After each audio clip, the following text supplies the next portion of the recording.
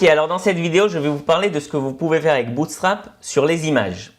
Ok, donc première chose, il nous faut une image. Donc ce que je vais faire, bon pour moi, j'ai pris cette image qui est tout simplement ma tronche, ma photo.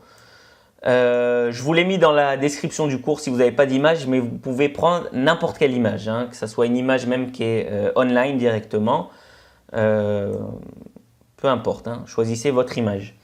Ok, donc je vais la mettre dans le dossier Bootstrap. Et maintenant, on va tout simplement la mettre sur notre page index.html avec le tag img comme image, source, donc mi.jpg. C'est l'image que j'ai choisie. Ok, je rafraîchis ma page et voilà, me voilà. Ok, c'est moi, vous m'avez reconnu.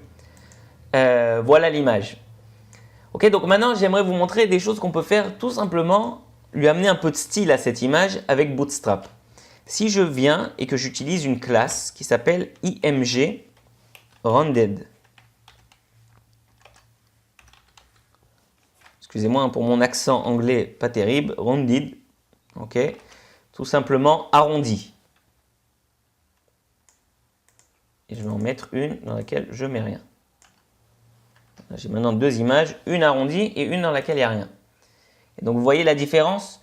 Ici, les bords sont arrondis dans la première et dans la deuxième, les bords sont carrés, droits. Maintenant, une autre classe CSS qui peut nous être utile, c'est carrément img circle qui rend l'image tout simplement plus qu'arrondie en forme de cercle, en rond. Et une autre que moi j'aime bien utiliser, c'est img thumbnail. Thumbnail en anglais, ça veut dire une vignette. Ok. Vous voyez, ça m'a donné un petit bord gris comme ça, un petit peu arrondi et assez joli, je trouve. Donc vous pouvez utiliser ça même souvent pour faire des galeries de photos ou des choses comme ça. C'est très joli. Ok, donc ça c'est grâce à Bootstrap. Ces trois classes que je viens de vous montrer, c'est grâce à Bootstrap. Maintenant, bon, on va supprimer la première. Voilà, on va laisser juste voilà, notre image tout court.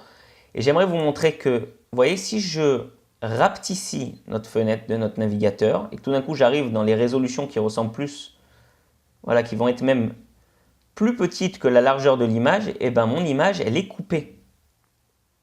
Or j'ai pas envie qu'elle soit coupée, j'ai pas envie que quelqu'un qui voit ça par exemple sur un téléphone, et ben il voit l'image coupée parce que la résolution de son téléphone, la taille de son écran dans son téléphone est petite, plus petite que la largeur de l'image. Donc pour ça, il y a une classe qu'a donnée Bootstrap qui s'appelle img responsive. Ok, maintenant je rafraîchis et en gros, vous voyez, notre image elle est là et quand j'arrive à une largeur de navigateur qui est plus petite, et ben l'image rapetissit cette fois-ci. Elle n'est pas coupée, elle rapetissit avec la largeur du navigateur et c'est ce qu'on voulait. Ok, donc ça c'est pas mal aussi utilisé.